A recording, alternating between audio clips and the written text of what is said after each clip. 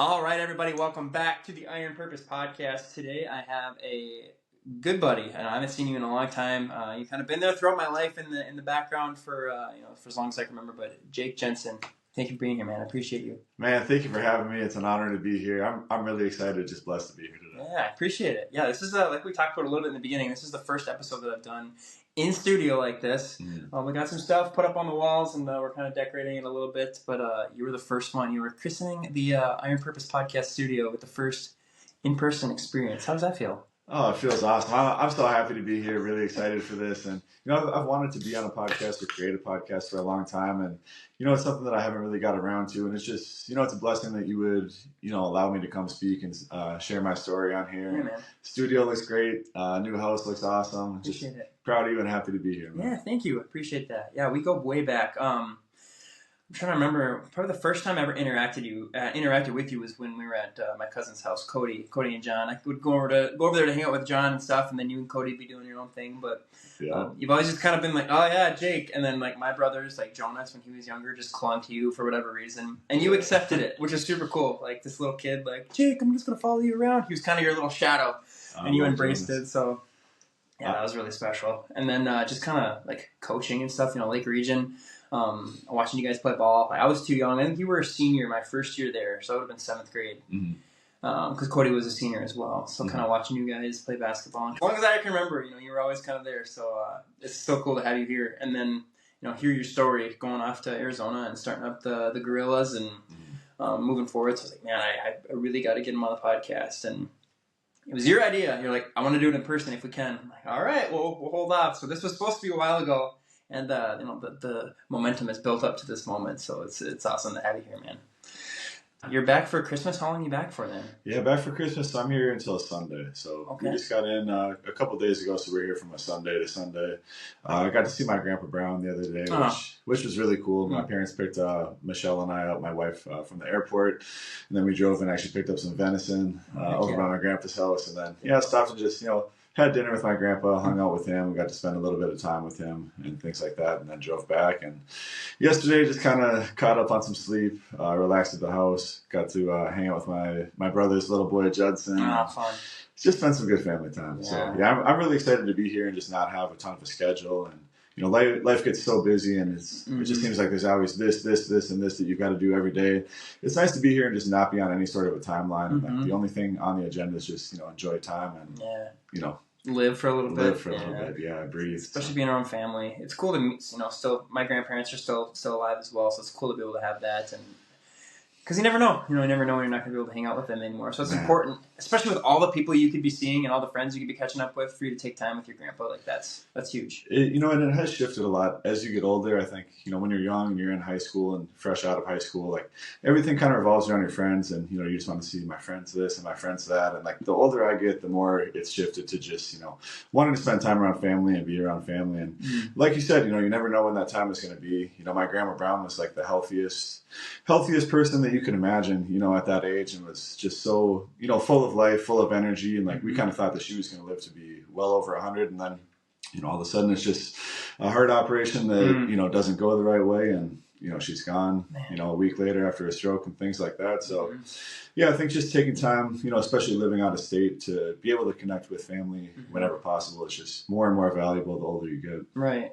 And I think the perspective that you get from, that grandparent, like my grandpa Bob, you spent some time around him, growing up at Cody's and stuff. Sure did. So you know who he was. And, COVID happened and he had some underlying health issues. And he was telling the nurses, like, I got 20 more years left in me, all this stuff that he had to do. And, it's just, God had other plans. And so it makes you go, man, what work do I have to do yet? Because you just never know when God's going to, call your number, call your name, say, hey man, you're coming, we're going to take you home. And so it's important for people to spend those moments with family and cherish that. It's like, and I agree, it's like quality over quantity sometimes. Like friends come and go as you come out of high school and stuff. You're like, oh man, I don't have the same friends that I had. And like, but I do got these core group of guys, maybe I don't know if that's some of your high school buddies or people you met along the way, but like Daniel, Matt, Caleb, like some of the guys that I went to school with. Like I can always know that they're going to be there for me and rely on them. And I don't need to have all these other people involved in my life that I used to at one point. So it's special. It is true. Speaking of your grandpa, when you were talking about, back in the days and stuff, that's actually the first time that I remember interacting with you and your brothers was at your grandparents' house. Me and Cody were over there. It was sometime, I want to say it was during the winter. It might have been, Christmas time or pretty close to Christmas time. And I just remember, we set up this big like wrestling area, and it was like a ton of, I don't know if you remember this, but it was like couch cushions and stuff all over. And I just remember specifically Jonas, just flying around going crazy, and we were just throwing people all over the place. We just had this huge Royal Rumble. And I was like, man, these guys are a lot of fun to be around. And, it just kind of grew to, you guys becoming like little brothers. And, every time I would go over to Cody's house, we'd always try to, get together with you guys and just... Yeah, most of it kind of revolved around wrestling, and I remember like throwing people around in the snow. I think it always seemed to be Jonas. Shout out Jonas. I should have had him here too. That's funny. Jonas, yeah, good times. Family is so important, man. And when people get to interact and like I've spent time around your family too, like going over to your house. I never like went there to hang out with you specifically. But you were kind of there every now and then, but I got to know Dave really closely after college. I kind of went through a breakup, and he had done something similar, and so Dan Newton was the one who kind of put us together, and we got really close. And so spending time around your family and growing up, playing soccer, getting the opportunity to be coached by your dad for a couple seasons, and like we talked about before we started recording, the first time I ever heard Proverbs 27:17, which is as iron sharpens iron, one person sharpens another. And it was from him. It was the soccer season. I think it was Dave's senior year. And I don't know, I can't remember if the seniors came up with that and made it the verse, or if your dad said that's how it was going to be. But I think they probably learned it from him, had it around him, and it's just so true. Like spending time around your family, how close everybody was, and like you go over there and you felt like just a member of the family. Like your mom was so caring, like, oh yeah, help yourself to whatever's in the fridge, and your dad was like, hey, yeah, throw a pizza on, we'll watch SpongeBob or sports, whatever's going on. Like, it's just so cool. And that verse is just so, it just brings just a lot of comfort and almost like a warm feeling as I'm talking about it, just being around your family, like that iron sharpening iron, and just the importance of community and people and pouring into people is super cool. And I think our families can both relate in that aspect. My grandpa and my parents, my dad being a cop, like just the service and helping others, pouring into people whenever you can. And I think your mom and your dad both did that as well as your brothers and your family. And I think it's huge. I think it's something that we can learn. You plant your roots, and then they, kind of throw you out of the nest, and you kind of go off and do your own thing. Yeah. It's, I think about stuff that I learned growing up and how much it's helped me now. It's huge. Inspiring. Yeah, I've learned a ton from my parents, and just hearing you talk about that does really kind of bring me back in time to times that I don't think about a lot anymore. Especially being in high school, and how my parents really did just open up our house as like a safe place for people to come over and just be. And my friends used to come over all the time in high school, and like you said, man, just throwing a pizza, and we used to have big like Halo parties down there. Yeah. Just stuff like that, watching movies together and things like that. But just kind of having that sense of community and that safety. And I didn't really realize how blessed I am to have parents like I do until you get a little bit older and you see people that maybe didn't have the same upbringing and stuff like that. But it just seemed so normal to me at the time, because it was all that I had ever known, was to just have parents that are more than willing to have everybody over, have all the friends over, support everybody, kind of be there as like a second set of parents to other people too. And just have an unlimited supply of frozen pizzas ready to throw on and things like that. So Absolutely. Definitely blessed by that, and I think I've learned a ton from my parents in that regard. So. What a perspective. Well, what else have you been up to lately? With Christmas, we just summer got over with. So you do a lot of hiking and stuff in Arizona. What is that all about? Like, walk me through that experience, because sometimes I see your Snap stories and you're just above the whole city. Like, what does that mean to you to be able to do stuff like that? Yeah, so I try to do it as much as I can. It's really a way to, as you would say, stay sharp and just stay rooted and grounded and everything like that. But it's so different living in Arizona from Minnesota. And I would say both states have a lot of outdoor activity, but the outdoor activity is so different. Obviously, it's like a shift from polar opposites, from the extreme cold to the extreme heat. Right. I really love living in Phoenix and just being in Arizona, and the different set of beauty that it has to offer compared to Minnesota. But yeah, hiking, and I've been doing a little bit of mountain biking actually. Oh, nice. Found this new trail on South Mountain pretty recently. Okay. My wife Michelle and I moved to a new side of town to kind of go with the new job, which I'm sure we'll talk about a Yeah, little bit later absolutely. in the show. Mm-hmm. Yeah, but we've been trying to get out there a little bit. Michelle is pregnant right now, coming up to the end of the second trimester, so we've got a little baby boy on the way. Oh man! So that's been something that's taken a lot of focus and time and energy, and just trying to make sure that we're doing everything right as expecting parents and things like that. So we've been trying to get outside together and just take some walks together, and it definitely has been hard with all the coaching and everything that's been going on lately to find enough time to do that. But anytime that I found that I'm able to get outside and get out in the sun, just completely changes everything. And I think God gave us so much natural medicine on the earth as far as the sun, the air, the natural foods to eat and things like that. And a lot of times we kind of take it for granted or don't appreciate it for what it is. So, to me, going out for a hike is just a time to be able to get away from the distractions, reset my mind, reset my body, just gain some focus. And I find that I have some of the best kind of thinking sessions when I'm out walking too, and just be able to work through and kind of process, things that I'm going through, or maybe trials or problems that I'm having, or just a way to find different perspectives and think a little bit. But there's just unlimited trails out there. There's mountains all over the place. And I've been out there hiking for 10 years, and I've barely scratched the surface of what there is to see out there. Wow. Yeah, I've never been out there. It'd be fun to get out there. And, you have to. Man. Yeah, check out some of those trails and stuff. Yeah. It's cool, and I like that you brought up that God gives us these just almost unlimited ability with natural things that we can experience. And when I was down in school in Pensacola, down in Florida, there was a time where I was really going through some really rough patch. My parents were getting divorced, and I was in a long-term relationship, and that was kind of crumbling too and was falling apart. And there'd be times where I'd just drive down to the beach, find a spot where there's nobody else, and sit in the sand and just watch the waves and just observe and just be there, just be present, just talk to God, no other distractions. And I'm sure, being up on the top of a hill or a mountain, overlooking a city, in the evening or whatever time of day, like being up there can just be something that's just a calming, I'm going to just be here with my thoughts, work through them, see if I can hear God too. Because, with the business of life, got all these things going on, and all you can hear is just everything else. Like, I got this, I got that, I got a kid on the way, I got work. And when you get up there and just free yourself of it, you go, okay, and take a deep breath. How can I focus on right now? What do I got to do? God, talk to me. And sometimes I feel like that's one of those, when you're in those moments, those are the times you can hear him the clearest. You're just one in his creation. You're right on with that. Even just hearing you say that kind of gives me a little bit of that feeling of relief and just what you get up there. So yeah, I think probably the best part of hiking is, like you said, just being at the top, finding like a quiet place to sit down. And sometimes I'll be up there for, 2-3 hours not doing anything and just lay down or sit down and think, or just not think for a while too, just be there and hear God, like you said, and just kind of connect. There are a ton of distractions. Phoenix is a huge city, and a lot of times it just feels like there's not a lot of peace and quiet to be found. And it's so crazy. You can go somewhere right in the city and find these mountains. I have one little spot, Dreamy Jaw, that I'm thinking of in particular. And there's this little trail, kind of a hidden trail on there that winds up the back of the mountain. And you get to this one particular spot, and you would have no idea you're in the city. You can't see any buildings. You can hear a little bit of traffic off in the distance, but it's almost like you're just completely, removed from everything. And just being able to find, little times of the week like that, I think is something that's really beneficial and really has helped me a lot.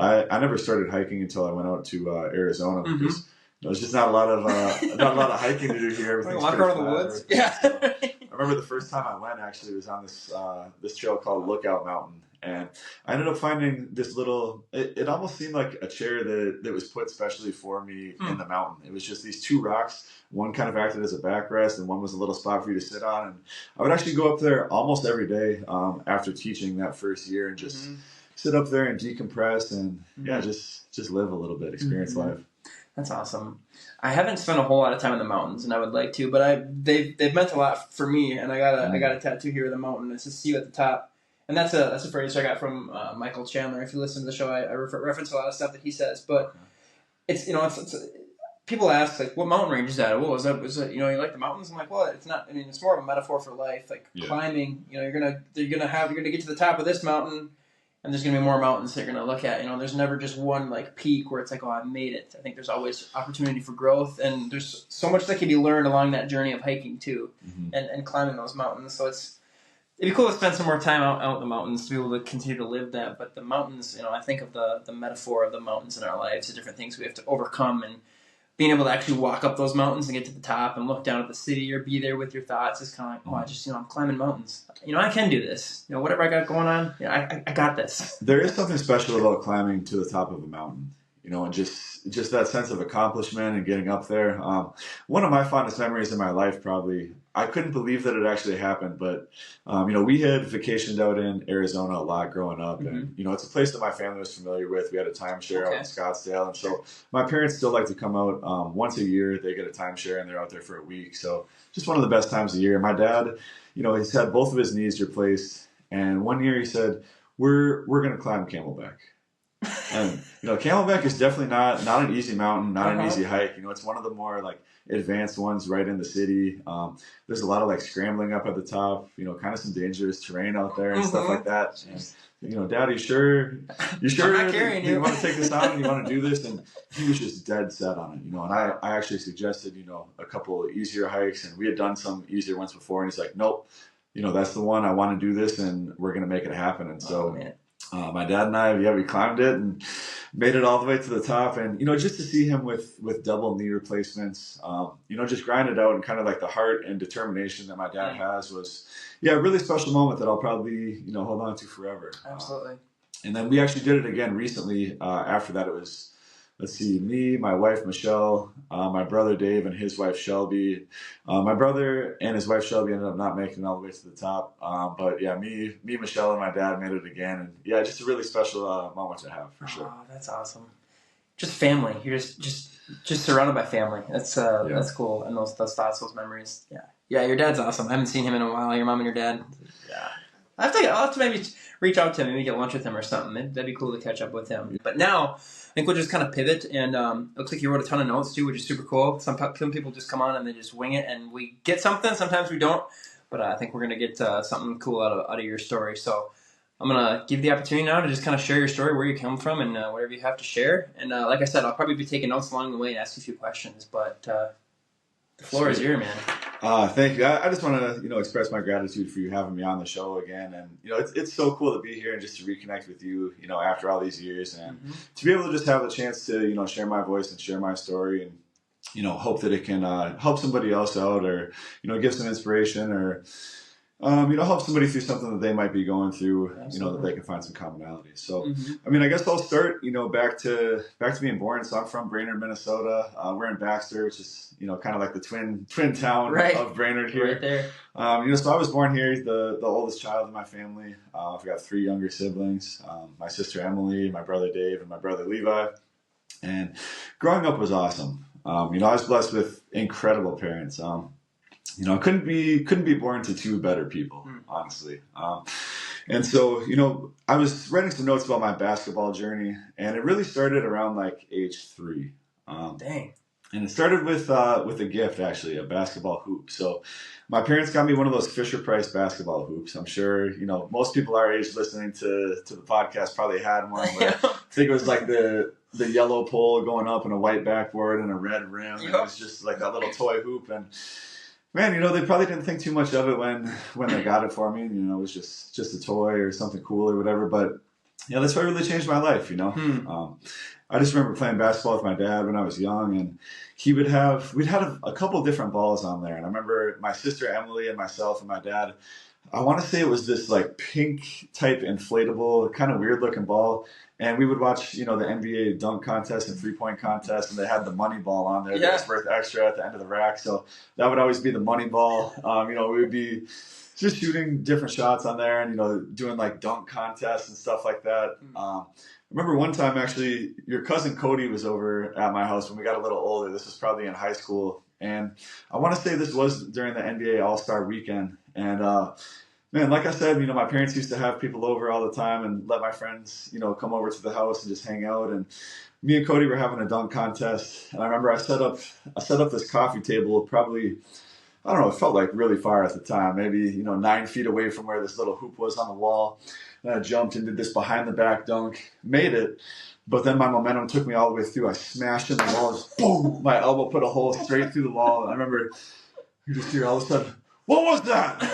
My mom and dad was, oh, well, they were pretty upset, as they should be, that I just flew through the wall. But, just stuff like that in the home. That's really how basketball started for me, was being inside the house, being on that little Fisher-Price hoop, getting up shots with my dad, watching games with my dad.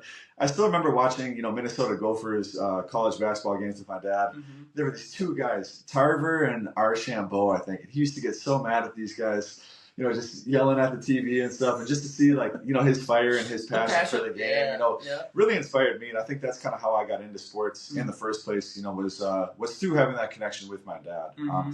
But yeah, that little Fisher-Price hoop is kind of what inspired it all, and what really got me, into basketball and playing and interested in things like that. So that's kind of where it all started at for me. So, and that's crazy, man. If you think about that, I wonder what was going through your parents' mind when they got that for you. Should we get them this, or should we get them that? Yeah, let's just get them the hoop. For it to get you so invested in it, and the trajectory it is, created for your life, being so passionate about basketball and having it start right there. It's man, it just makes you wonder. I wonder what was going through their mind at the time, and if they probably had no idea how involved and how much of an impact that would have on your life. Getting goosebumps. But wow, that's cool. Me too. Yeah, it's amazing. And that I tell people, that's the best gift I've ever received in my life. I actually wrote a story for my third grade students my first year teaching. It's called The Gift of Dreaming, and it talked about that and just kind of how, my parents gave me the gift, of the basketball hoop, obviously, but the bigger, goal and vision behind it, and just, the gift of dreaming and having something to look forward to, and really just that inspiration through it. Yeah. So that's kind of where it all started. I'm sure it's long gone by now. It'd be cool if you could find that somewhere in the attic. Whoa, here it is. I'm pretty sure we broke the rim on it. Actually. So I was gonna say. Back when Dave came along. With how the game. With how the game's run, that'd probably be just gnarly. All right, we'll retire it. Yeah, I'm pretty sure that's long gone, unfortunately. That's awesome, dude. Yeah, that's where it all started, though, was just with my parents. And then, in elementary school, getting on my first real basketball team. Remember, the first real team I was on was, for basketball at least, was as a second grader. It was through BYAA, the Brainerd Youth Athletic Association. And, just getting on a little team. And I really wasn't good those first couple of years, second grade, third grade. I don't remember what year it was. I want to say it was maybe fifth grade that I really started to kind of see some results and see a change a little bit. I remember at recess at Lake Region, my whole recess in the winter when we'd be inside, I would just be practicing layups by myself. And then my coach actually told my dad, wow, he's actually, he's starting to make some of these now, really, really improving, and, things like that. So, just to see the growth and the improvement and to be a part of it, was really, really incredible, especially during that time. Just to be a part of different teams, in middle school and elementary school where, it felt like such a huge deal, but in the long run, it didn't really matter. It was just more about developing the love for the game and a passion for the game, and, being out with friends and just developing some athletic skills, but also learning how to, persevere through losses and tough times, how to be coached, how to have somebody correct you, and, have a correct response to that as well. So that, that's something that's really difficult. And I feel like sometimes, people that don't have, an athletics background sometimes have a more difficult time being corrected and things like that. So, I'm really blessed that my parents put me in sports at a young age, and I was able to learn a lot of those lessons, learn how to, get along with people and things like that at a young age. The first team I ever played on was in kindergarten. I believe this is through BYAA too, some sort of a local rec league. And it was a soccer team. We were called the Yellow Jackets. My dad actually helped coach that team. Okay. And it must have been first grade for me and kindergarten for my sister Emily. We were both on the same team. And I remember a lot of times, I would be out there trying to score goals, and I did score, quite a few that year, which was just awesome. And you would look back, and my sister was out there just picking flowers out of the grass, down to the grass and stuff like that. So, something I still remember to this day for sure. It's funny, I actually ended up becoming friends with somebody that I played on that first grade team with years later when I was working at Papa John's. My friend Brandon Luth-John, him and his twin brother were actually on the team and stuff. So, just the different connections that you make through sports, I feel like are really powerful, with teammates and with coaches and, even people that just, watch you play and stuff. I've really been surprised as I moved away to Arizona and I come back. And, these people are, my mom's coming up to me saying, this person was asking about you and this person was asking about you and how you are and stuff. And, people that just kind of watch you play and, yeah, kind of develop the relationship that way. Mm-hmm. It's really cool. And then kind of moving on into middle school, we had a really good team 7th grade. Derek Mitchell's dad, who was kind of into politics, decided to come and take on the team. And I just remember him being so organized. And I had a lot of good coaches throughout my life. And he was a guy that didn't know a ton about basketball. I don't believe he had ever coached before. But I just remember his level of commitment and organization. He came in and had these little spiral 3-ring binders for every single kid on the team. Wow. He was coaching 2 teams because we had like an 8th grade team and a 7th grade team. It was kind of like an A team and a B team with it. And Cody was on that team with me. And, a lot of my, friends that are still friends to this point were on that team. But just seeing his dedication, and he really covered all the basics in there, like every position and what, the roles and responsibilities of each position are. He had plays in there. He just, took an incredible amount of care and time to set that up, which, was really inspiring to me and kind of something that, I'd like to do in my life as a coach as well. But that year was kind of the year that things changed for me as far as basketball, 7th grade. I remember when that year started off, we had like the 1st string, 2nd string, and 3rd string, and they were always listed on the wall. Which was really cool. It helped us kind of keep track of things and gave some motivation. But there were times that it could be, hurtful to kids as well. And I remember I was the 3rd string center to start off the year. I think Alex Miller was up there ahead of me, and I don't remember who the other one was at this time. So I started playing on the B team. Remember our first game, it was at Lake Region against, I want to say, Pine River. And, he went out of his way and scheduled games with all these public school teams and teams that Lake Region never typically played and stuff, which was just amazing. Yeah. And I went out there and, played pretty well, balled out. I think we had 27 points, and I don't know, I think I had like 19 or 20 of them at that point. And, I really felt motivated to kind of prove that I was better than the 3rd string. And so went out there and kind of did my thing on the B team. Played with Cody a lot on that team. Levi Skog was another guy that I played a ton with. For years and years, I would go over to Levi's house and they had this old barn. We would go and just shoot hoops in the barn or go to like their local rec center. And me and Levi would just put in hours and hours. And same thing with Cody. But just really developing that, through those high school or middle school years, elementary years. And there was one time where everything changed in 7th grade. When people ask you kind of like a big moment that you had or like one of the biggest moments that you had, this is something that I still, I always come back to. In 7th grade, I must have been 13. So, that's 22 years ago at this point. And I still remember it like it was yesterday. We had an away game and it was at Pequot Lakes. And by this time, I had kind of worked my way up the depth chart a little bit. I think I was still playing on B team, but I was starting to get some minutes on the A team as well, and make some contributions a little bit.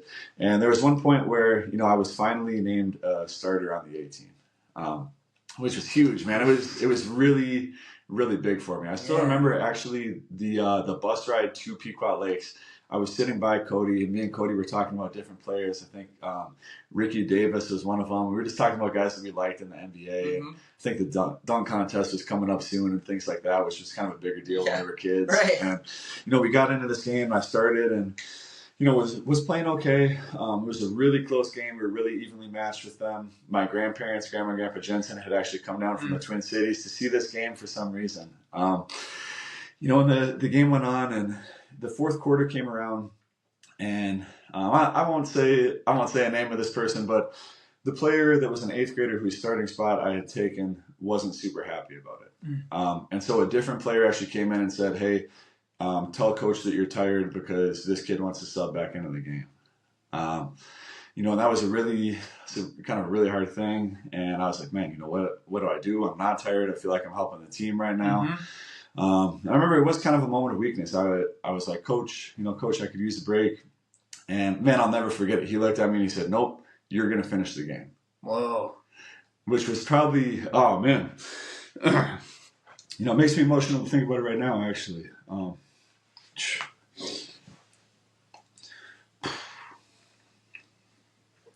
Getting goosebumps, man. Golly. Yeah, me too, man. That was probably the most empowering moment that a coach had ever given me to that point. I really thank Coach Mitchell for that. If you're out there anywhere listening to this, that was a really empowering moment for me where like he believed in me so much. Yeah. As an 8th grader. Yeah. And you still remember that? Wow. Yeah.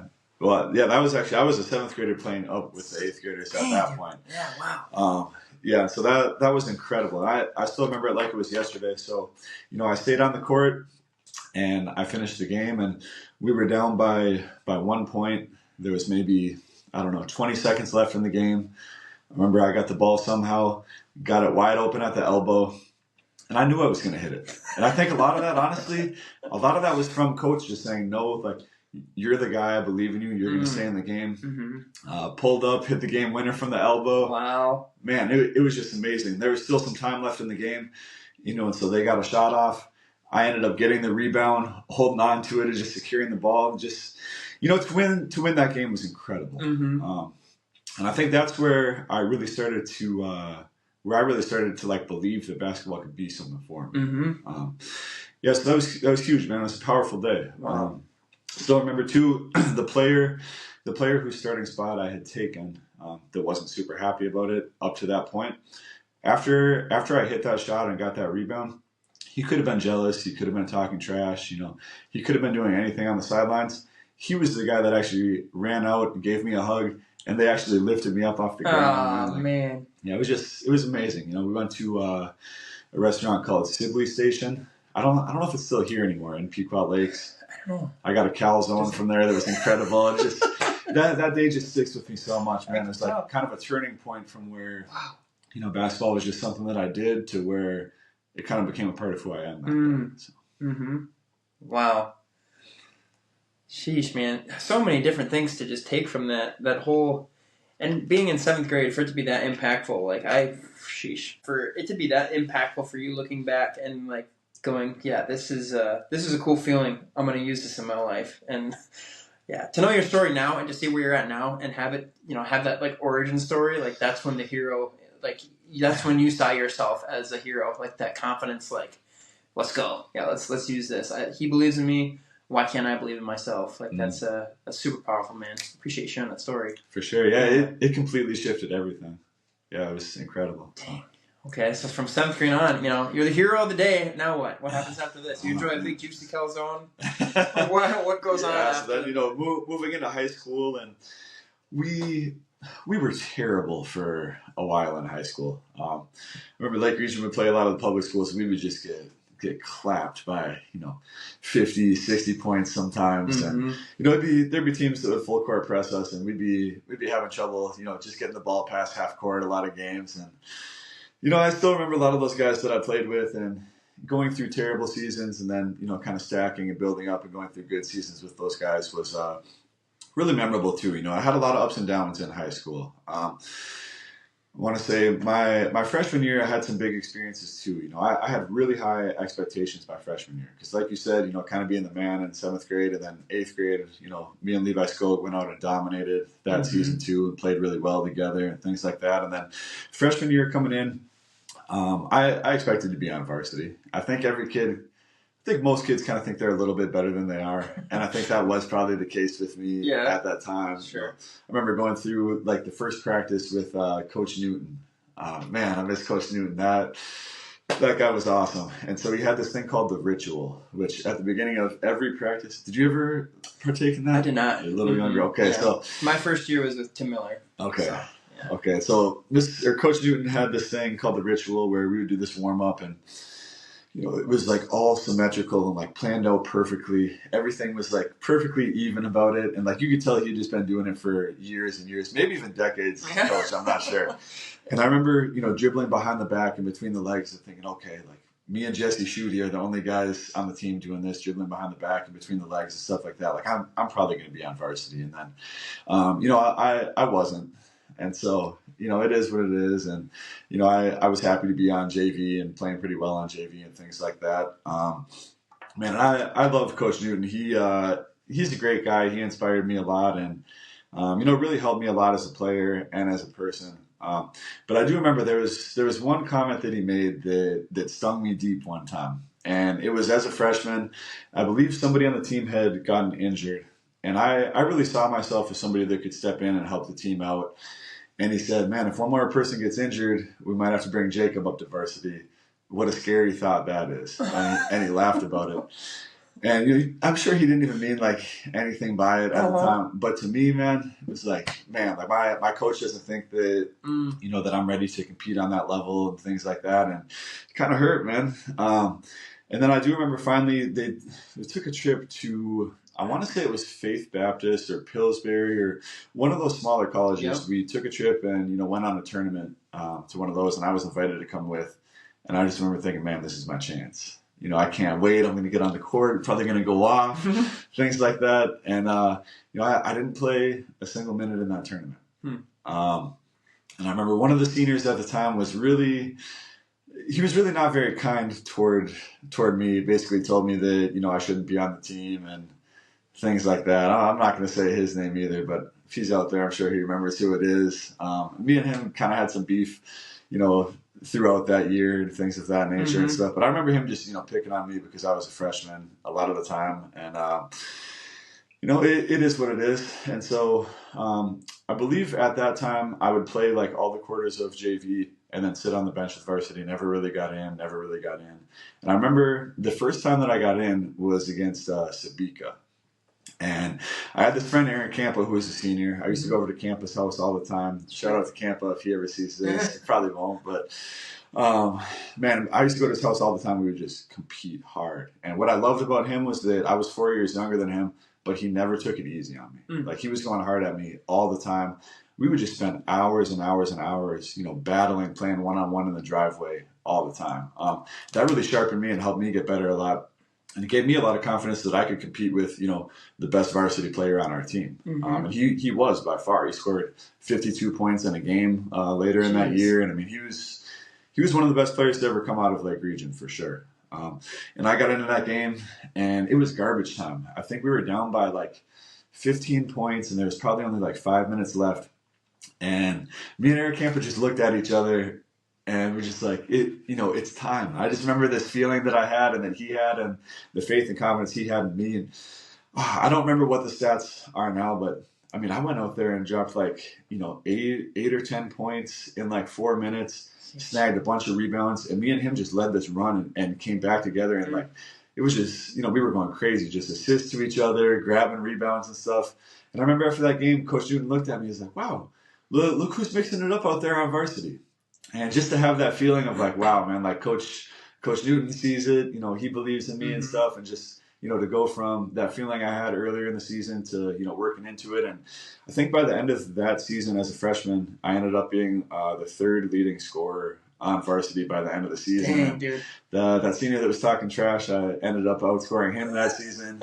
So, if you're out there, things like that. So, that was really cool, to be able to get, I think I got most improved player that year. And then high school after that was an interesting experience. Let me just touch on go ahead. Going back to the beginning of that season when you had heard the coach say, "Oh, Jake might have to come up here." That's kind of a scary thought. Yeah.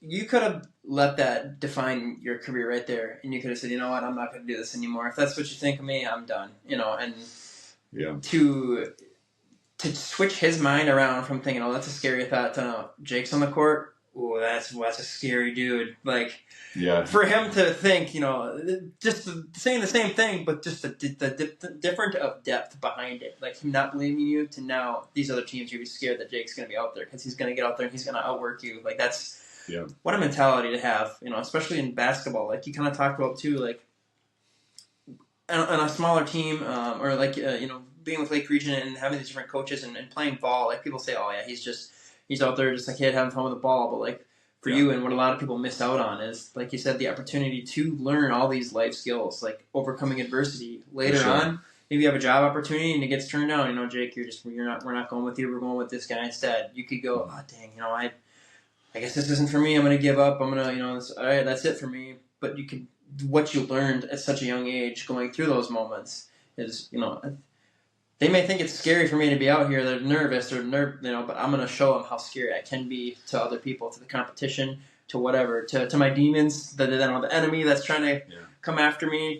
He might think, oh, Jake's out here. Oh, all right. But when you wake up, to just think of the enemy, of whatever that enemy is in your life, Satan, the devil. Yeah. Like, for him to be scared that you woke up, like, that's just such a powerful feeling. So something that you can learn just off of junior high basketball or varsity basketball, for sure. JV basketball. It's cool. It's really cool. Yeah, I mean, I think confidence and energy are two things that are so important in life, and they're so difficult to master and to learn, how to have confidence in yourself and how to control your energy and have high energy and, not be lethargic. And as a coach, it's something now that I try to instill in guys, but it is two of the most, complex things to really wrap your head around a lot of times. And just, how much having a coach that believes in you changes things compared to kind of feeling like you've got to watch over your shoulder and, you've always got something to prove compared to a coach that's like, man, like, you're the guy. I want you out there. I believe in you. I know you're going to do your thing. At least for me, I play so much better in a situation like that where, I'm not out there trying to prove something against my own team or my own coach, but I know that, my coach has my back and believes me and supports in me. And, I think that changed me a ton as a player. So that's something I try to instill in the guys as a coach as well now. Absolutely. And I remember a time, you probably don't remember this, but it was after you graduated and you'd come back and you were helping out with some Lake Region basketball a little bit. Yeah. And I remember if I was a sophomore, I was probably a sophomore because I think Dave was on the team and Pat and those guys. And I was younger and I was never good at basketball. I enjoyed it just to be around friends and have that competitive nature, that camaraderie, going to battle with your brothers or something. I ate that up. So getting to do that in basketball, even though I wasn't very good, it was something that I really enjoyed to do. But I remember a moment, some of those senior guys were kind of poking fun at me. I was a little bit, at the time, I was a little overweight a little bit, and they were poking fun at me like, oh, Bailey's chest, oh, haha. And I remember you said, like, hey guys, that's right. He just does a lot of push-ups. That's why his pecs are like that. And that stood up to me like, oh, man. All right, hey, I'm not a loser. If he believes in me, he thinks that I'm doing good things, and I'm gonna listen to what he's saying, not these other guys. That doesn't matter. So even chunky little me like that was something that kind of stuck with me. So for you to stand up for the little guy, like that was super cool, and it's probably something you learned. Growing up and 2 different experiences that you got to do, but just the people person and the person that you are trying to help build each other up and help build people up, just like iron sharpens iron, man. That was an experience that I had. It's a silly little moment, but it meant a lot to me at the time. So I appreciate that, man, for real. Man, that's super cool to hear. So then, kind of as high school developed, I went on to have a pretty successful high school career. Played three years on varsity after that, and had a pretty good year all 3 of those years. I mean, it was pretty cool to like win team MVP as a sophomore, and then a junior and a senior as well. Just to really develop as a player, get stronger, have a chance to be with my friends, but then also, like you mentioned, to kind of be able to be a big brother on the team. So we went to like a really small school, Lake Region. A lot of people listening might not have any idea where it is, but I think I graduated with, you won't believe this, seven people in my class. It's crazy small. And so there were a lot of, freshmen on varsity and things like that. And my little brother Dave played varsity, and I think actually ended up starting a lot of games as a freshman. Patrick Trout, Josh Gazelka, guys like that. Daniel Newton, even as like a 7th or 8th grader or whatever he would have been at the time, coming in and contributing, things like that. So it was cool to just develop that, that sense of kind of being a big brother to like everybody on the team, or like all the younger guys on the team rather than just Dave. So that kind of gave me a sense of purpose. And I think kind of where the coaching started was, with Dave and Levi, just playing around with those guys in the driveway, teaching them different drills and stuff. And I remember Levi, when he was little, we used to have this football, and I would have him just run across the room with this football like as fast as he could. I would just crush him, just lay on, and he just loved it. I would be on my knees, I would just tackle him and, trying to toughen him up and things like that. And he loved it so much. Just kind of that bond. And I think having little brothers is really what kind of developed the coach in me way before I was actually a coach, And you mentioned, coming back and helping out at Lake Region. And I think that was my 2nd year out of high school. When I had moved back to Brainerd, I helped out with the team a little bit and things like that. Helped out Coach Miller. And, that was really cool. That was my first taste of actually coaching, was, just being like a volunteer assistant and things like that. And, it's different than you think that it is to actually be a coach compared to when you're in high school, when you're a player. And, you tend to kind of think that it's easy, and if I was the coach, I would do this and that. And, it's tough because there's a lot that you have to end up balancing as far as, people's emotions, people's energy levels, people's pride and confidence. And, like I was talking about, just kind of instilling that confidence in guys, but also being realistic at the same time. Right. Sometimes people think they're better than they are and things like that. So, I definitely learned a lot of that year. And so it was a difficult transition for me to go from high school to college as a player. Because in high school, like I was certainly one of the best guys on the team, or, scored 1,000 points in high school and had like a pretty accomplished high school career and things like that. And then, went into college thinking that I was going to do the same thing. And, it was tough, man, to, come off the bench and a lot of times not even get in off the bench my freshman year and things like that were, challenges to go through. But, yeah, there were certainly challenges that I had to go through way bigger than just playing time in college. That was kind of it right away. But I remember it was a practice in the middle of the season. I was going for a loose ball, and someone that's actually a really good friend of mine now, Steve Boger. He was a football player, basketball player. We both went for this loose ball at the same time. We kind of put our heads down, and his head just crushed mine. I remember flying back onto the floor, and the back of my head just bounced off the court. Jeez, and I went unconscious, actually. And, yeah, my life changed a lot that day. I remember, finally, like, looking up and kind of coming to a little bit. And this guy, Coach Sowden was standing over me. Jacob, are you okay? Whoa, what's going on? Yeah, and it was crazy. And, that wasn't even that long ago. I guess it was quite a while ago. It was like 2009, 2010. But concussion awareness wasn't nearly as big of a thing at that point. So it was just kind of like, yeah, rung your bell a little bit, like get back to it. I probably sat out the rest of that day, drank some water, you'll be all right. And I do remember, having lingering symptoms from that concussion. We went to a camp. I don't remember where it was, but Coach Barsons took us to this little wilderness camp. I remember people were just like laughing at stuff that I was saying, like things that didn't make sense and things like that, kind of forgetting a lot. And, it wasn't a huge deal the rest of that freshman year. Like, it was a pretty bad concussion. And then I think things kind of went on. And then, it was a different type of time in my life, kind of a tough time going through some personal things. And so I ended up not going back to Crown College my second year out of high school. Decided I was just going to stay, in the Brainerd Lakes area and, just get my own house and just kind of experience the things outside of basketball and outside of school and things like that. So I took some community college classes, but to be honest, I was wasting my time as far as school goes. Like me and Cody, we're honestly just chilling, playing a lot of Call of Duty, things at that point. And, went through some tough things that year for sure. That was the year that, my friend Titus ended up taking his own life, and, pretty impactful time. A lot of dark moments in that year for sure. And that was the year that I kind of saw myself not living up to my potential, as a student, as a basketball player, as a person. And so I actually ended up re-enrolling back at Crown the following year and deciding that, I was going to go back and be a teacher. Changed a lot of the things in my life and the way that I was living and stuff. And, so I ended up going back, got in the best shape that I had ever been in, man. I was so dedicated. I was so committed, working out constantly, man. Like I was ready, and I had evolved a ton. My balance had gone up a lot at that time. And like, I dropped a lot of weight. I was, really strong at that point, just ready. And I was coming down my stairs in my dorm room. I was going to play pickup with some of my teammates and stuff. I was running down the stairs and I had a backwards hat on and I was running down and there was this little overhang. And when I walked under it, my head would just like barely miss it.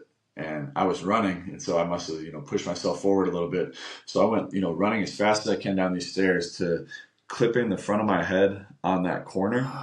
And that knocked me off my feet. Oh man, it gives me the heebie-jeebies thinking about it, man, because I flew backwards and hit the back of my head on the corner of the stairs, and it just hit kind of like that vulnerable soft spot, man. And that was by far the worst concussion that I ever had. I've had a lot, but that one, man, that one messed me up for a long, long time. Mm-hmm. A long, long time. And there's a long period there where, there's a lot of stuff I don't remember. There were times where I would like black out after that, like weeks after that and stuff. I would just be walking down, to the lunchroom and like need to sit down and like lose vision and black out and stuff. It was crazy, man. It was super debilitating. And so, I obviously was on really strict concussion protocol coming back from that one. I wasn't allowed to exercise, do anything. I couldn't even go to class for a while. I had like an excusal to be, not in chapel at that time because like the lights and the noise and things like that. And like my teachers were like, yeah, like don't even come to class for a while. Like, we'll kind of help you out with the work and stuff and just like, try to get your head right because it was just very clear. Like I don't know, people would say I would just do a blank stare and like, it was a bad time though, man. Jeez. So like as much as it was a bad time physically, it was a very, very, very dark time, like emotionally for sure. Because it just felt like, I've made all these decisions to kind of get back on the right track. I've done all the right things to get back on track, and it's being taken away from me, And so that season, I mean, I think I ended up like coming back and like playing a little bit that season, but most of it was honestly like a wash. I remember the first practice I got back into, it was terrible. It was so bad. Like I hadn't been able to work out for, I don't know what it was, maybe 2 months at the time. And getting back in there and just playing bad because I was so out of shape. Like I haven't touched a basketball in months. And I just remember Coach Herbert, like that was the first time he had really seen me play too, because it was a new coach like that year going back. And just being so disappointed that I wasn't able to show him what I could do, and just like having his expectations of me like drop too from seeing me play, coming back from that injury and being out of shape and stuff. Like that was a rough time. But you know what I mean? I stayed around and made some really good friends that year and turned it into a good season as far as just like having a fun time and learning how to impact a team without being on the court. Wow. It's probably a huge thing for me because, I was always used to like being one of the better guys, scoring points, everything like that. But then to learn how to like translate energy to other guys. One of my best friends still to this day, Antoine, me and him would just have so much fun that year. And I would always be, doing celebrations for him every time he scored from the bench and things like that. But just to have that opportunity to be able to like humble myself and not be on the court, but have a great attitude through it was something that was hard to learn how to do. For sure. But once I learned how to do it, it changed my life, man. And so that college experience was really cool. I'm thankful to Coach Herbert because he let me stay on the team the next year too, as kind of like a player coach type role. Because I ended up getting honestly a few more like bad concussions after that one, and the doctors were like, "Man, like it's time, man. Like you gotta hang it up, man. Like there was just so many concussions, like back to back to back to back, and like when you don't give them time to properly heal, it becomes pretty dangerous for your brain and like long-term effects and things like that. And I was definitely feeling a lot of those effects in the classroom and things like that. And at the time, I was thinking this is like the worst thing that could ever happen to me. Like I've worked my whole life to be here playing basketball, my whole life up to this moment. And now that the payoff is finally supposed to be coming, I've sat on the bench, I've done my time, I've worked my way into, where I should be like a starter, like a guy getting good minutes on the team and stuff. Yeah. And it's just taken away like that. And I remember being so sad, so disappointed. Man, just upset. My life changed a lot at that point. Got into a lot of stuff that I probably, shouldn't have been getting into and things like that because there's just pain of not being able to play. I think every athlete kind of goes through that when it's your time to step away from the game a little bit. That's why, we see so many of these pro athletes going through things like that. And, but what I didn't realize was that like God's plan was better than my plan. Man. And, man, I look back at that time now. It was one of the worst, man. Yeah. Like, it was one of the hardest, one of the worst. But at the same time, it was one of the best, too. And it was really God preparing me for what I'm doing now, to be a coach. And so, to have that mental shift of, like, going from being a player on the court to seeing the game from the sideline and seeing the different perspective, And rather than just focusing on like my job on the court and focusing on one person, now starting to see how like all five work together, starting to understand some schemes a little bit. Coach Herbert allowing me to be in a lot of those like coaching conversations, like really taught me a ton, and I obviously didn't say much in them. I was just listening to what the coaches said, but it really kind of taught me how to be a coach, how to see the game, how to do things, a little bit differently than I was used to. And so it's crazy because God used like one of the darkest and worst times to, I don't know, prepare me for a way better future than I could ever imagine. I had all these people coming from Brainerd to watch me play. I was supposed to be finally cleared from my concussion to be back in the game. And there's a little concussion test that you have to take to pass protocol. I ended up failing it, not being able to play. And so I was in the locker room. I didn't think anyone else was in there. I was furious. I was heartbroken. I was furious. Like, I was embarrassed too, because all these people were coming down to see me and I couldn't even play that game because I was still injured. I remember just going crazy on this locker, man, and just punching this locker like over and over and over. And I didn't know anyone was in there. And my friend David Glover was in there, kind of like an older guy on the team. I think he was like 2 years above where I was on the team. And he's just like, tried to comfort me. He's like, Jensen, like, it's going to be okay, man. Like, you got a lot of basketball left to play. You got a lot of time left. And I was like, all right, man, that's true. It ended up, not turning out that way and not being true as far as like playing in a college career. Just with everything, that happened with the concussions and things like that. But I guess I didn't realize how much basketball was still, in front of me in my life. It kind of felt like my time as a player is done. Like, everything's ruined. This isn't going to work out.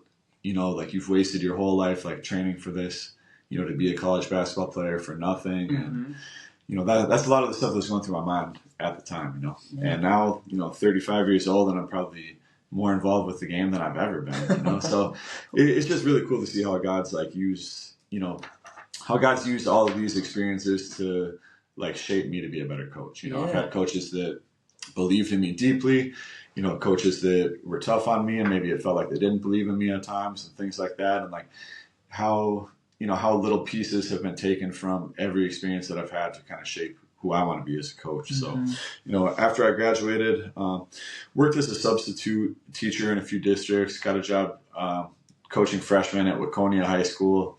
Loved it there, man. That's my first taste of being a head coach, and ton to learn, man. I'm sure there's a ton of stuff I did really well. There's a ton of stuff that I didn't do really well and, grew from and learned from and things like that. And then a guy named Rob gave me a chance to coach on an AAU team, Real Athletics. I don't know if they're still going. It'd be interesting to see if they still are, if Rob's still doing his thing and stuff. But yeah, had an opportunity to coach some guys there, which was really cool. And then after that first year being out of college, I really wanted to get a full-time teaching job. And a lot of my life had kind of revolved around like becoming a teacher at that point. Like when I couldn't play, I took a lot of that pain the wrong way at first. Got involved in, some stuff off the court that, probably shouldn't have been doing, at least as much as I was at that time and stuff. And, I had this transition where I just kind of woke up and I was like, man, like I could sit around and be sad about this, cry about this, or, I can kind of establish a new goal and go get something else. And so I really became passionate about being a teacher and, and about getting my grades right. And I was failing some classes at that time and like really just locked in, got it together. And I think every semester after that, I ended up having like a 4.0 or at least like a 3.8 after that. When people had said that, I couldn't because of the concussions and wasn't smart and this and that and things like that. And mostly limits I had put on myself, honestly. So it was really cool to break through those. And then. And was this you were still at Crown College at the time? Crown, yep. And so this was your senior year, or which year was this? This was junior and senior year. Okay, and so you weren't on the team anymore at this point? My senior year, I wasn't. My junior year, I stayed on the team as like a player coach type thing, and then my senior year, I ended up not staying around the team. A lot of like my friends had like graduated and gone, and to be honest, it was really painful to be around it and like not be able to be a part of it at that time. And so I was like, man, I'm just going to focus on my grades in school and kind of shift gears toward teaching now. Because I think I remember a time where you had posted on social media pretty much saying like I have to step away due to injuries, and I was like, dang, because I remember how important it was for you, even just watching from afar, like, man, this guy eat, sleep, breathe basketball, and now he's got to step away from it. Like, I couldn't even imagine. What kind of, you kind of talked about, you kind of discussed some of the stuff that was kind of going on through your mind, but that's going to be a hard time, especially when the first couple concussions appeared to just be fluke things. Like it wasn't like you were, doing something crazy. It was like you're going for a ball and you knock heads, like random, like what? And then you hit your head on you got to be thinking like, God, why? Like, why is this happening to me? I was for sure thinking that. A lot of those feelings. I was for sure thinking that. That's a lot more concussions. Yeah, I was definitely thinking that. And, felt like it was unfair. And just like, of all the people, like, why would this happen to me? Like, I've worked so hard. I've had a good attitude. Like, I'm a good teammate. I believe in God, pray, you know what I mean? And like, why is that happening to me? And like, I didn't realize it until later, but there's kind of like a mental shift that has to happen if you're going to have a good life. You've got to stop thinking like, why is this happening to you? And what's happening for you? And like, how is God using this for you to make you a better person? And I think once I adopted that mindset is when my entire life started to change, really. Wow. Dang. Yeah. That's good stuff. That's clip worthy right there. Yeah. So. Heck yeah, dude. All right. I apologize for interrupting. Continue. Yeah. So it's your senior year and you're focusing now on how can I be the best teacher that I can be. Yeah. How can I be the best teacher that I can be and everything like that. And so I ended up, taking teaching really seriously. My first year out of college, I ended up working as a substitute and a freshman coach, like I was saying. And then, I really wanted to start my career as a teacher, and it was tough in Minnesota. Probably gonna have people listening in Arizona and in Minnesota to this episode, and there's a huge difference in the school systems. I didn't realize this until I started teaching there, but it's so much harder to get a job in Minnesota because it's a place that teachers, want to stay and want to be at, and the conditions are a lot better. Teachers are, treated quite a bit better, compensated better. There's less kids in the classroom, a lot more support and things like that. So I went to this career fair in Minneapolis and ended up meeting this guy that worked for this organization called Imagine Schools in Arizona. He was really cool. He had played like D2 basketball at Minnesota Duluth. And so kind of connected with him and felt like I had some common ground with him. And he's like, man, this might be a good opportunity for you. And interviewed with a couple schools in Arizona. Didn't say yes to any of them right away. It was crazy because I had applied to so many schools in Minnesota, probably 50. Wow. And not gotten a job at any of them. Wow. And they wanted somebody with experience or needed these certain grade levels or whatever the reason was with any of them, or God just shutting the door to open up something different, now that I think about it. And applied to these schools in Arizona. All three of them offered me a job like immediately. I was like, it's kind of weird. I didn't really understand why. But there's a huge teacher shortage in Arizona. It's getting bigger every year down there, honestly. And so I decided to move down to Phoenix and work at this school called Imagine Schools, Cortez Park. Thank God I did, man. It was really cool. My parents actually had a big part in that. My mom especially. And I remember, just thinking and kind of talking through that process with my parents and with my friends and with a lot of different people. And like, man, it's a big deal. Like Arizona's the complete opposite of Minnesota as far as weather and, a ton of stuff, really, climate and, people. And it's just way, way, way different. And I remember just thinking, like I'm young right now. I can do this. Like I'm free, like I'm single, and I'm not ever going to be in a point where it's just easy like this to like pick up all my stuff and move. And so I had this little Chevy Lumina and I packed up everything I owned into this Chevy Lumina, drove it all the way down to Arizona. I can't believe it made it, honestly, man. And moved in with one of my best friends, Jared, man, and started teaching at the school, teaching third graders. And that school was incredible. There were some really good things about it. There were some really bad things about it. It wasn't like designed to be a school. It was a little charter school, like, super underfunded, packed into that place like sardines, man. Like there were so many kids in this tiny little building and like, classrooms that weren't adequate. Like our gym was a tiny little like half court in a cafeteria type setting and stuff. And it's like the least likely place to start a coaching career or for a coaching career to be born. But it was the place for me to do it. Wow. Which, man, it was cool. So we had students from all over the world. A lot of refugee students had kind of made connections with the school. Like there were different teachers that had reached out and made connections with this church. And so we had tons of kids from Thailand and Burma, the Karen and the Karenni kids that were coming into the school. And I went from teaching third grade my first year to teaching fifth grade the year after that. and I was placed in the ELD room. So like English language development. So kids that didn't speak English as their first language. That was some of the coolest years of my life. Wow, man. That was just, it was incredible to like learn from these kids, and like what they had gone through and what life was like for them. And, like thinking that I had it bad with, concussions and things like that, to like listening to these kids tell stories of like literally living in the jungle, not having a home, having people trying to kill them. Jeez. Like just for being alive, or just for being part of like the people group that they were a part of. Just gave me a ton of perspective. Yeah. So it was really cool to, work with those kids and just develop such like super strong relationships with those guys. And so that's where my first like real opportunity as a head coach came in, was, at that school. So we had one team for everybody. It was 5th grade, 6th grade, 7th grade, 8th grade, all played on a team together. Oh, wow. And at the time, like, basketball wasn't serious at the school at all. Like, nobody really cared too much about basketball. Like, soccer was huge, because we had so many international kids and everyone kind of gravitated towards soccer. But, yeah, basketball was kind of an afterthought at the school. And so year one for me, I came in with all these expectations of us being really good and this and that. And we were terrible at first.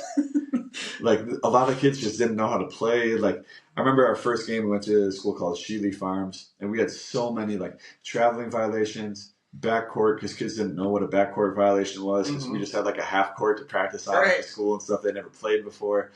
And it was crazy, man. But I met some of the coolest people that year, man. Like Kevin Valle and Circa 2 and May Ray and So Ray. Some of these guys that, were actually, from Thailand and Burma and stuff, that had gone through these crazy things. And I remember there was this group of kids, Circa 2, May Ray, and So Ray. And they were pretty good. They were really athletic. They were definitely soccer players. But they were just able to play basketball because they worked really hard. Sure. They cared about it. They wanted to be on the team. And there was this one time where one of them wasn't starting, and this kid, Circa 2, on the team was starting. And he approached me on the bus and said, "Coach, would it be okay if I didn't start today so that May Ray could start?" And man, yeah, I just remember like how taken back I was by that, because it's so different. Like usually kids, if they're talking anything about playing time, they're talking about how can I get more, when can I start, why can't I start, what do I need to do, why am I not good enough, this and that. But just to hear him be so humble and be the opposite of like, I want to take a step back so that like my friend and my teammate can take a step up. Man, it was crazy. It was inspiring. To that question, Go ahead. How did you respond to? Did you end up having the kids start, or did you? Oh, great question. Yeah. Oh, yeah. Yeah. I told him, yeah, you can definitely do that. I praised him for it and said it was incredible that he would be mature enough to want to do that. His friend ended up starting and everything, and yeah, he came off the bench and played really well off the bench. And by the end of that year, we actually ended up being pretty good and like beating some teams by 20 and stuff, and ended up having a winning record by 1 game. So that was really cool. It's crazy how different, because that conversation brings me back to what you brought up in your experience, where another kid told you hey, you should step out and tell the coach that you need to step out so that I can get some more playing time, and how God used a situation like that where somebody was trying to do it for the wrong reason, and then somebody that was doing it for the right reason, and how the outcomes affected people differently. Like, you're like, all right, I guess I'll go do this because I'm trying to do the right thing. And God's like, no, Jake, I'm gonna, you try to do the right thing, so I'm gonna bless you by you're playing. You're gonna be playing this game, and the coach used that in your life to help you learn something. Where this other kid, who similar situation, he's starting over somebody else, and he's saying, hey, I want to let my friend play, and you're like, I don't. Maybe you didn't think about it at the time, but you're like, do I tell this kid no, you're playing, or do I give him the chance because he's being humble about it? And so it's just crazy how two similar stories can have two different outcomes for what the person's heart, where their heart was at in those situations. Yeah, that's completely true, man. Yeah, completely true. It's amazing. And so, yeah, Imagine Cortez Park ended up becoming like a really incredible place for me. So I think the kids that were 5th graders that first year ended up being the class that was really, really special by the time they were 8th graders. It grew into something where like the school didn't care about basketball at all. The kids didn't care about basketball at all. to like a complete 180 shift where like these kids bought in so deeply, you know, and it wasn't like that right away. Even the second year wasn't like that, the third year. But like when those guys were eighth graders, it was the most probably dedicated team that I've ever had. Wow. The team that cared the deepest that I've ever had at that little school where like, you know what I mean? It doesn't really mean too much, but to us it did, man. Because we had built so much, and you know we were having Saturday practices, going 6 days a week. Our practices, honestly, as a coach now, I think they were too long. But back at that time, I just wanted to be around them as much as possible, and they wanted it. Our practices were like 3.5 hours every day after school, and these guys just ate it up. I remember in the schedule, I wrote a couple days. There was like 2 or 3 days in the season that were rest day, and we wouldn't have practice. And these guys, Coach, why are we not having practice? Like, you know, we need to be in there. We want to be in there. Like, they just couldn't comprehend, like, a rest day and a day off, which is so different from what you typically see, you know. But that group was really special. We ended up, you know, doing pretty well in the playoffs. So this was 2019-2020. Okay. One One of the most special classes that I've ever had, if not the most, man. Some incredible kids in that class that, you know, I'm still really close to this day. And, you know, the first game of the playoffs, we played Imagine Avondale. Beat the brakes off them. We probably beat them by 50 or 60. Our, like, third string was getting buckets. Just an incredible game for the team. Later that day, we had another playoff game. So we had, like, an hour break, and then we had another playoff game. Jeez. Remember my friend Antoine came to this one. We played against the number 2 ranked team. I think we were, like, 6 or 7 or something like that. And, you know, we weren't supposed to beat these guys. Went out and like everybody did exactly what they were supposed to do on the court. I remember my point guard Trey had a really good game. JP had a good game every game. Same with Aaron, you know, and like a lot of other guys stepped up. Cam, Mella, Angel, and you know we ended up beating this team and you know had a let's see, I think 2 more games the next day. The next one was really tough. We played against this kid that was so much like bigger and better and more athletic than anybody on our team. But we just, you know, worked as a team, grinded it out, and barely won that game. I think JP dropped like 33 points that game, which was, you know, incredible for a middle schooler at that time. And then no kidding. Made it to the championship game. And that was the first taste of heartbreak with that team. We'd only lost 1 game that whole season before this championship game, and ended up playing a really good team. You know, it's got some kids that are, you know, playing in college and stuff now, like D1 and D2 kids, and a team that honestly we should have had no business being there with, but we did the right things and we worked hard and we believed in each other and trusted each other and made it to that point. Yeah, I still remember the car ride back from that one and the bus ride back from that one, man. Every single person was crying, myself included, man. It was a humbling experience, but that season with those guys was amazing. And then that's kind of what led into like the everything that was going to go on beyond that. That's really when everything changed, was that year in 2020. And so the next season, we were expecting to have a really good team. A lot of guys that had played on that team and stuff, and COVID ended up shutting it down. You know, we just didn't have a basketball season. And so I remember at that time seeing a lot of guys change, you know, and a lot of guys that were so dedicated to the team. They were at every single practice. They loved it. They were good leaders at the school. Go into high school and kind of take a different path and, you know, get into trouble. And, you know, one kid in particular, you know, got into some really unfortunate things. And I was trying to work with him and his mom and ended up like going to court to speak on his behalf, you know, about, you know, what a good kid he is and things like that. And, you know, saw things like that happen to a few guys. And I was like, man, if the school can't provide a season, there's got to be a way that we can do something. Like, there's got to be a way that I can provide something. And I wasn't really tapped in with the basketball community at all at that time. I was just kind of in my own little bubble at Imagine. And so I'm trying to remember exactly how it came to be, but I ended up just hitting up all these random guys and trying to put together a club team and thinking like, man, this is going to be like a super team. We're going to go in and just destroy everybody, right? And so I got these kids. There's a lot of the kids that I had coached from that team that lost the championship. There was a guy, Jaden Jones, who I got to coach in an all-star game at the Suns Arena. A couple other guys from the community. And, you know, we created this team, got into a Phoenix is Rising tournament, and we got just blasted. We got killed every game. I think one of the games was close, and the other ones we lost by a ton. And we just did like one tournament that season, I think. And then later that summer is when like we started to really take it seriously.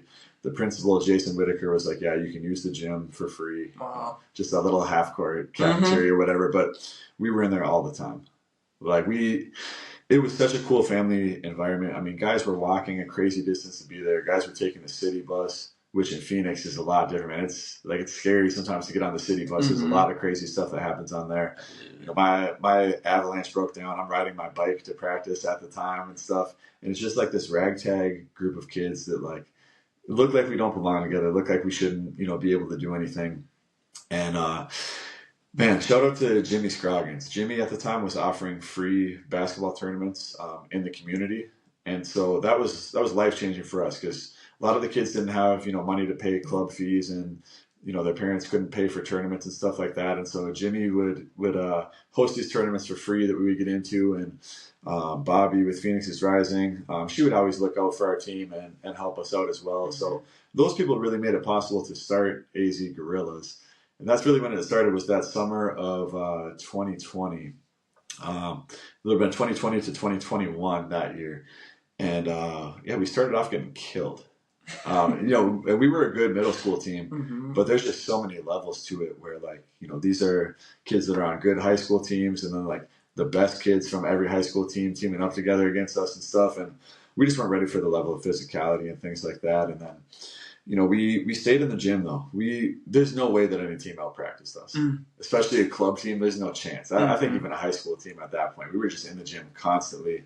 And that whole summer was just, us grinding, us working. And then by the end of that season, a lot of people started to gravitate toward the team.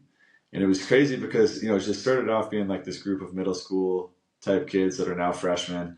And then God just started like bringing other people to the team. I remember a few individuals that, just came up to us like after tournaments and said, we love what's going on with you guys. Like the energy is incredible. We want to be a part of this. Could I come to your practice? And so kids would start coming to practices and stuff. And we picked up some really cool kids. And, before you know it, we went from being, one of the worst teams to being one of the best teams. I think we won like 4 or 5 tournaments back to back at the JV level with like almost all freshmen on it to end that season out. Just thinking like, man, there's something really special here, And man, it was so cool to just do it with these guys where I thought my time coaching them was over because they had moved on and gone to high school. I was still a middle school coach and stuff, but just having this different way to be able to connect with them and not have it be through the school was so cool, to where we could kind of do it however we wanted. I bought these cheap practice jerseys, just reversible jerseys, and they had nothing on them other than a number for the first like 2 years. So my friend Jack Donahue like printed some logos. This logo actually that my friend Brian Malott designed on there. That's amazing. And then it's just kind of grown and developed on, and we've had people that have left the team, and it's been heartbreaking. I had a guy that I coached all the way through like 5th grade decide that he was going to go to like a more established club program that could kind of provide him a different experience. And at first I was really hurt by it, man. I was heartbroken by it because he's, like a son to me, really. Yeah. And just watching God like bring different people and have different people take different paths and things like that. And, me learn how to, adapt to people leaving and changes and things like that. And that it's not always going to be the exact same group of kids, in this situation. It's been something I've had to learn a ton, but, just a lot of the kids that God has brought to the program have been incredible. Like some of the best people I've ever met, Tyrone and Deshaun and Keontae, those guys that joined in year 3, and Germ and Jaden Jones, and just really, really some amazing people. So we got to that 4th season where the same group of kids that I've talked about that I've had, 5th grade through 8th grade, I now have had in club 9th grade through 12th grade. And that was the most amazing season that I've probably ever had. We got to take this trip to Tucson, and it was unlike any basketball experience I've ever had because everybody just got along like all the time. It's crazy. We had such good leadership. Like Keontae was like such a fiery leader, and like he would get on guys. I remember on that Tucson trip, there was a timeout where he yelled at every single person on the team. You're not doing this, you're not doing that, and just lit guys up. And almost anybody, that's of a high school age it would have turned into like a conflict, Right. and, you know, like either a fight or like guys arguing with each other. But like every single person there just like looked him in the eyes, heard what he was saying, took it, and went out and played better after that. And just just the level of brotherhood that we had as a team that year was crazy. We had a really incredible trip that got to go to, or a really incredible group that got to go on that Tucson trip. And so that was kind of the first time that I had ever asked for money before. And so, you know, we had really funded everything ourselves, and like there was a lot of times where like the kids, you know, didn't have it, and so like, you know, I paid it, or there was another parent that would help kids out and stuff. And you know what I mean, we just made it happen. And I was always like not embarrassed or ashamed, but like maybe even too prideful to like ask for help from people financially. And so I was like, man, we need to do something special for these kids. And so I did a little GoFundMe and ended up asking for like a couple $1,000s to take these guys down, rent out a house, put us in the tournament, get some food. And it was funded like almost instantly. Wow. Which, it was crazy, man. Like it got funded so quickly, you know, with friends and family and things like that. And so I was able to, you know, travel down to Tucson with these guys, rent out this amazing house that had a pool, a basketball court, play spike ball with these guys, play pickleball with these guys, things that they had never done. And, you know, take them up on top of Mount Lemmon. We had some crazy adventures. Ended up having one of the cars break down up there, and you know, up in the middle of nowhere and stuff. And it was crazy, actually. If I can tell this story, man. Yeah. I took these guys up on Mount Lemmon, and they had played like 2 games earlier that day, and so, you know, they're tired, and I'm like, man, do you guys want to do this? They're like, you know, whatever you think, coach, we trust you. And I'm like, all right, we're gonna do this. You know, hiking is just crazy. It's different. And it's gonna give them an experience they've never had. So we go up there. We go on this hike, and it's a little later than we're all expecting and stuff. Like, it gets dark out there. We're ready to come down, and there's this huge line of cars. And, well, you know, someone probably just, you know, hit an elk or something like that. Or, you know, something of that nature. So we're waiting for a long time. And finally, Jaden and JP are like, Coach, can we get out and go walk up there and see what's going on?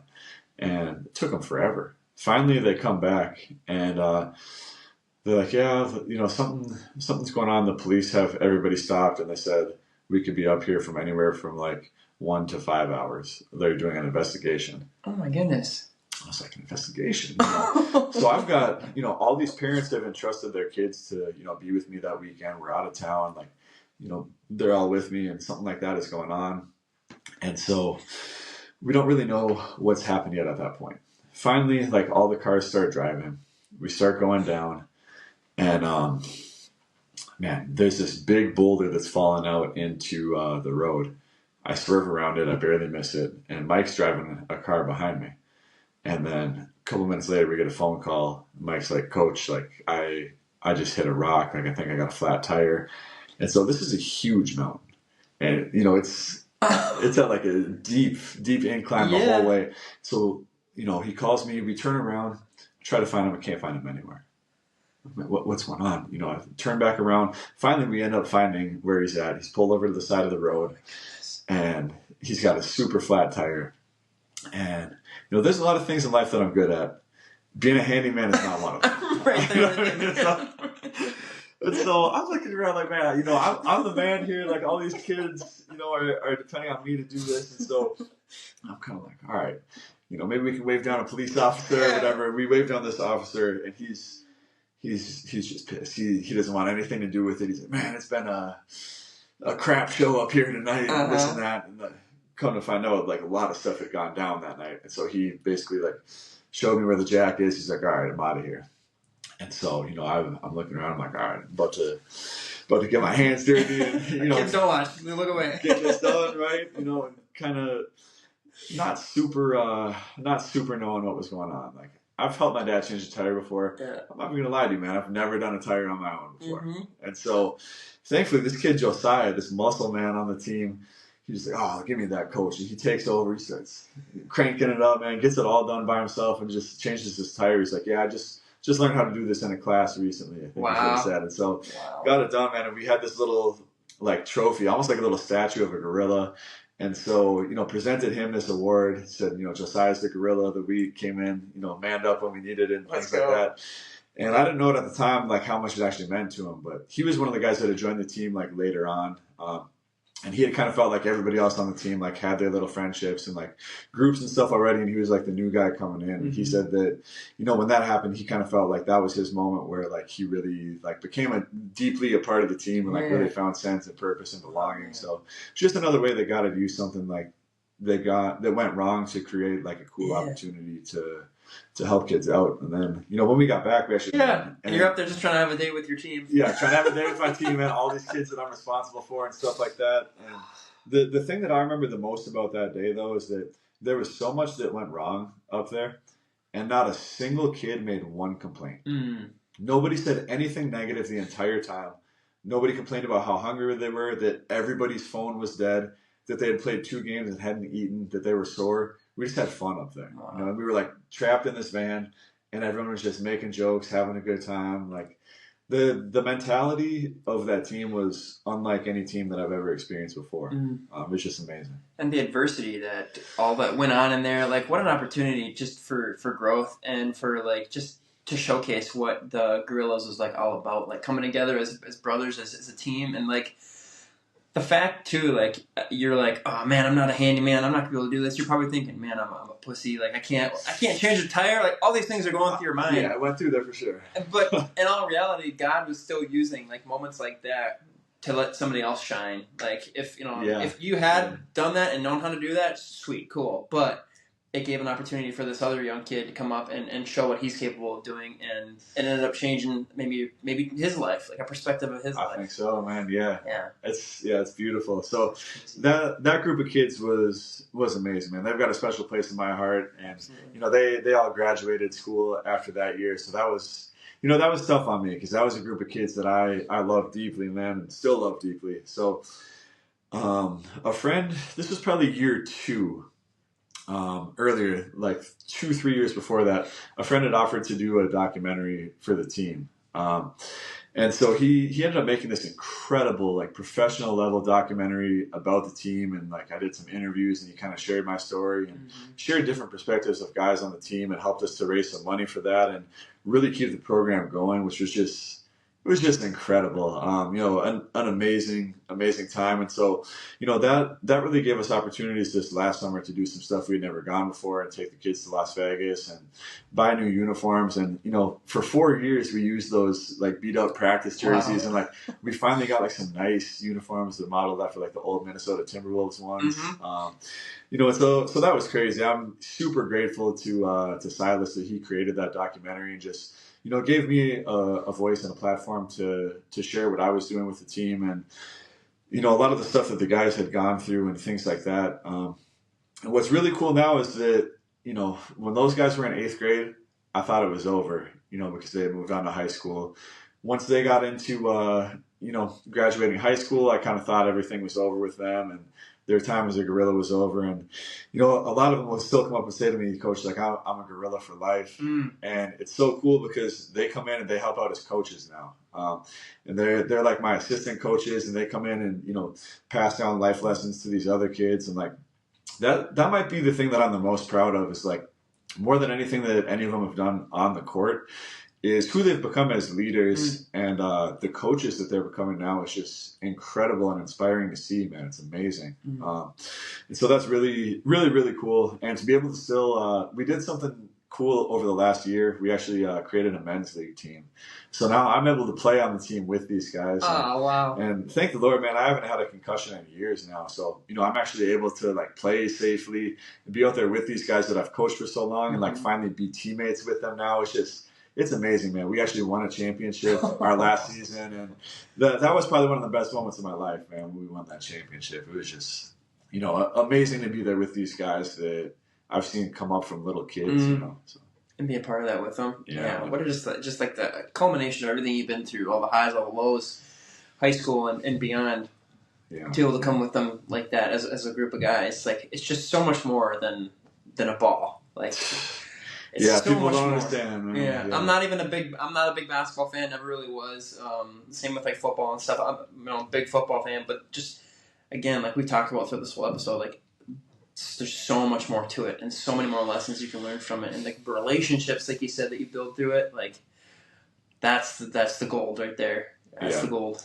It's exactly right, man. Like basketball's cool and it's great, and I love basketball, but I love what basketball's given me the opportunity to do, to really like build family, just connect people, like people that you would never think would be together, man. Like some of the best people that I've met in my life, almost all my friends I've met through playing basketball, and like a lot of times there's people that like you wouldn't think would just gravitate toward each other, and like a lot of differences and stuff. But sports is really kind of like the common language of love that like brings people together from diverse backgrounds. I feel like so it's been really cool to experience that, as a coach and as a player. Absolutely, that's amazing.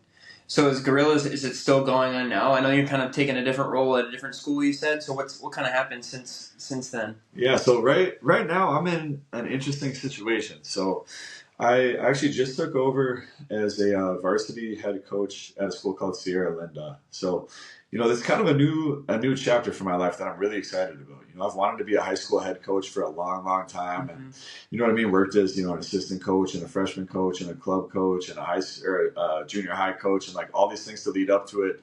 And now, like God opened the door for me to go take over this program that's been struggling for a long time. And so I'm really trying to rebuild the culture there. And I think I'm the fourth coach in 4 years there. And it's been a lot of losses. It's been almost all losses the last few years. And it's a place that kids haven't been like super proud to go for a long time. So we're really just trying to work hard to change that. We've got a really good young core there. I think we're going to end up being a really good team. A lot of these freshmen and sophomores are really good players. We've got some guys that are really good in the upper grades too, but not a ton of upperclassmen there. I think a lot of them have kind of had bad experiences with the last couple of years and not going well, not having stability of coaching and like a new coach every year, and not something they can depend on. So, I'm really excited to try to build up that program from the ground up, and just spend the time with those guys and give them the program that they deserve to have. And so as far as the Gorillas, it's going to be really interesting to see what happens. I'm kind of at a point right now where I don't really know. So my life is about to change a lot. I'm going to be having a son in April, which is kind of like a hot time for club and things like that. And this might be a time where I'm going to focus a lot more just on family and on Michelle and making sure she's doing okay, and on my son and things like that. And so, to be honest, there's a lot of ways that it could go, and I don't know how it's going to go yet. It could go on like the same way that it has, and kind of reach out to people to get some funding and really do it big and try to get on like a circuit and work with a lot of guys that could kind of become more of like an outlet for like my high school team, and like just kind of get those guys in some additional like out of season tournaments and things like that, or really even go, I don't know, I would like to reach out to some middle schoolers in the area and kind of start building like at a younger age and have those guys feed in. And I do miss working with the younger kids a lot of times too, and just kind of the perspective that they bring. So to be honest, at this point right now, I'm not sure everything that AZ Gorillas is going to include. I definitely want to get back to the men's league, as soon as the season's done, and if things go well with Michelle and the baby and things like that. I don't want to jump back into it too quick and just always be busy all the time. But this is going to be a transitional time in my life where I've done everything with it like by myself as far as the coaching, and my friend Trey came and helped me out this year a little bit. But for the majority of the time, it's been like something that I haven't necessarily shielded from other people. But I haven't been like accepting of help because it's something so precious and so like sacred to me that I've wanted to just keep it mine and kind of have full control over it. Where now it's going to be a challenge for me, and a good challenge, a growing challenge for me, where it's going to be time for me to bring some other people in. And I'm so blessed with the guys that I have at Sierra Linda. I was able to bring in 3 coaches that are doing an amazing job.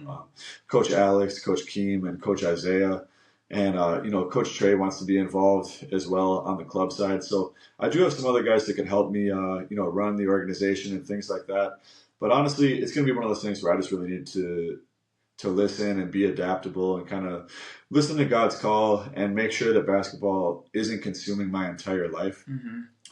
So it is really easy as a coach to let it like take over everything, because you can never do enough work. Right. There's always film to watch. There's always, new things to learn, new schemes to learn, playbooks to draw up, and like it's just a never ending workload. And so I'm trying to develop the awareness and the capacity to be able to just shut that off at times and open up other parts of my life, that need to be focused on as well. Absolutely, dude. Wow. What an awesome story, just the ups and downs and the mountains that we talked about in the beginning and how that's kind of been the trajectory of your life and all this adversity you've gone through and how you've overcome it. And now, the sky's the limit. You're starting this new journey as a high school coach, and that's got to be exciting, maybe a little scary in there too, but it's things could go wrong, but they've gone wrong before, and I've been able to make the most of them. We can't decide what happens in our life, but we can decide how we respond to it, and I think this is another one of those journeys for you. Stepping into fatherhood and continuing to be a husband and prioritizing those things, but also being there for the gorillas and maybe opening the door for more people to get involved to help share their story and be a light to people as well. Because it's interesting when you talk about how COVID, things kind of shifted a little bit when they didn't have a team and maybe their maybe not sense of purpose, but not being able to have that group anymore and kind of making the gorillas kind of to fill that void to say, hey, we're still together, we're still a team, we still have this bond, and then just continuing on through life. It's just, again, I said it before, and that's what this podcast is about. Iron sharpens iron, just bringing people together saying, all right, it's more than basketball. It's more than a career. It's more than, just being a dad. It's how can I grow? How can I help these people in these different capacities? And it's super cool. And it's cool what you've been able to do with what you've had, good and bad, making the most of it. And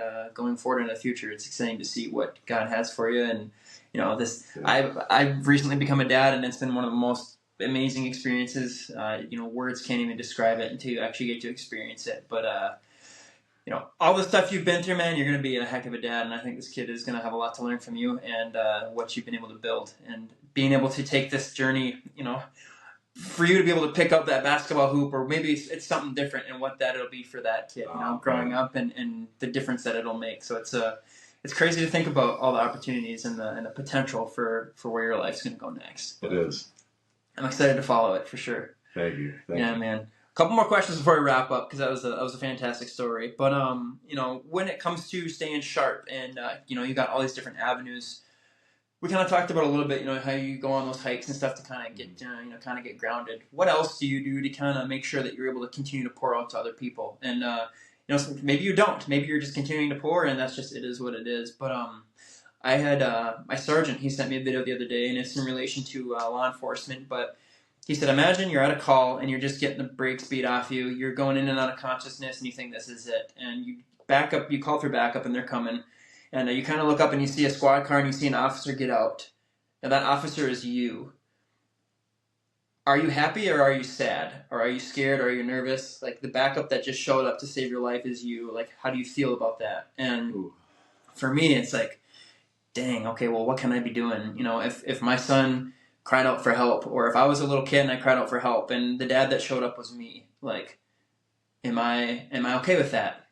So it put a huge perspective in my life. Okay, well, how can I grow? How can I maintain? What can I do to stay sharp? So, with that in mind, what are some things that you're doing now, or maybe things that you're trying to do with goals and trying to grow yourself as a man, as a father soon, and as a teacher to these young kids as well? Yeah, that's a great question. That's something that I, spend a lot of time trying to get right. And it's something that, can be really difficult to get right. So I'd say when I was first starting this, I didn't struggle as much with the balance because, being single was different, and only having one season that I coached basketball was different. So, when I was coaching at Imagine, I would just go super, super hard for a basketball season. But then when basketball season was done, it was okay, now I can travel, go back, see my family, take road trips, things like that. So now, it's becoming a little more difficult because it seems like basketball season never ends. Where, we got school season, which I'm coaching, and then, last year I was coaching a high school season, then a middle school season, and then directly into club season, then directly into this high school season. So it's been crazy. I think I need to get better at just creating a little bit of separation sometimes, and being okay with having a month or two that I'm not coaching basketball, and I can just focus on other areas of life. So I think anytime that me and Michelle get to go out of town or go experience something new together, is really healing for both of us. Especially to go somewhere that's beautiful, and I guess every place is beautiful, but to be able to go somewhere that's just different than Phoenix, Yeah. So we've taken a lot of really cool road trips together. We went up to Oregon together and spent some time with her grandpa, which is really cool. And got to go like crab fishing and tide pooling and some stuff that I had never done before. So, just having some of those different life experiences that don't always revolve around basketball to kind of break things up so you don't get too like tunnel visioned or focused on one thing, I think is really important. I think on a smaller scale, like we've already talked about, just taking that time to get outside. Ideally, spending 4 hours to go for like a hike or a mountain bike ride is, the best refreshment that you could ask for. But a lot of times that isn't a possibility, with scheduling, especially in season and things like that. So I think just trying to get outside and just take a little walk, even if you only have 15 minutes, I think just getting out, getting that fresh air, getting that sunlight. And there's just something that walking, I feel like, does in the brain. It just kind of opens up a different part for us to be able to reflect and, relax a little bit differently. So just trying to take times to do things like that. And I think actually one thing that helped me out a ton this last year was actually doing the men's league. And being able to be a player instead of a coach is so much different. It was just so cool to, there's a lot that you have to worry about when you're coaching, and there's a lot of stress in it. And it's almost like everything that goes wrong is your fault, or at least it feels that way when you're the head coach, For sure. And so to be able to just be a teammate and develop more of like a friendship with these guys, even though, they're younger than I am, to where it's just so much different of a dynamic. And when you're playing, you just kind of forget everything. Like the only thing that matters at that time is playing, because you're so fully, engaged on every little movement and every play and stuff like that. So yeah, I think kind of developing myself as a player again is something that really helped my mental health and helped me stay sharp through that time. Absolutely. Awesome answer. One more question. I think we can wrap this up. If you could go back and talk to young Jake, whether it was in one of those dark times or maybe in the very beginning with doing basketball, what would be one thing of advice you could say to him? Maybe somebody who's in a similar situation right now, maybe thinking similar things. What would be something you could say to young Jake? Wow, that's an incredible question. I would say there's no such thing as something going wrong or a life going wrong. And a lot of things that at the time it seems like there's something going wrong. It seems like when you look, or when you're in the future and you look back at it, you realize that that's exactly how it was supposed to go. Like getting those concussions seemed like the worst thing that could ever happen. But looking at my life now, like all it was doing was just preparing me to be a coach, preparing me to see the game differently, preparing me to interact with people differently. School had always come really easy to me. And so I think like having to struggle in school and having to struggle in basketball during that time definitely taught me a lot and helped me to, relate to people that, now I'm teaching and coaching and things like that. But I think just, telling somebody that like, you don't have to get it all right and you're not going to get it all right, but to learn how to accept that and be okay with that and really, really embrace the mistakes or like the things that go wrong. Because a lot of times those are the most important things in your life. Great answer, man. That's amazing. Well, Jake, this has been the longest episode by far, and I'm so excited about it. This is I'm so excited to get this out for people to hear your story and see what you've been doing. I've been following along, and I can't wait to see what God has for you in the future. So keep doing what you're doing. It's inspiring, even for young guys like me who are in completely different career fields, to see you persevering through life's challenges and saying, hey, it's nothing but a thing. I'm going to keep on rolling with what I'm doing. And so keep on doing what you're doing. People are watching, and it's been awesome, dude. Thank you, man. I appreciate you so much for having me on. And I know that went really long. Sorry about it, man. I love it. Hopefully somebody finds it beneficial, and there's somebody out there that, can relate and help and grow from it. But I really appreciate you, just giving me an opportunity to share my voice. And just to kind of reflect has honestly been a really healing process for me as well, too. Absolutely. And like I said before, if nobody watches this, at least I got a chance to sit down and talk with you when I wouldn't have normally. So it's awesome to catch up, dude. Well, Jake, appreciate you, my man. Thank you, Billy. We'll see you soon, all right? Yes, sir. All right. Everybody, this has been Iron Purpose. Stay sharp.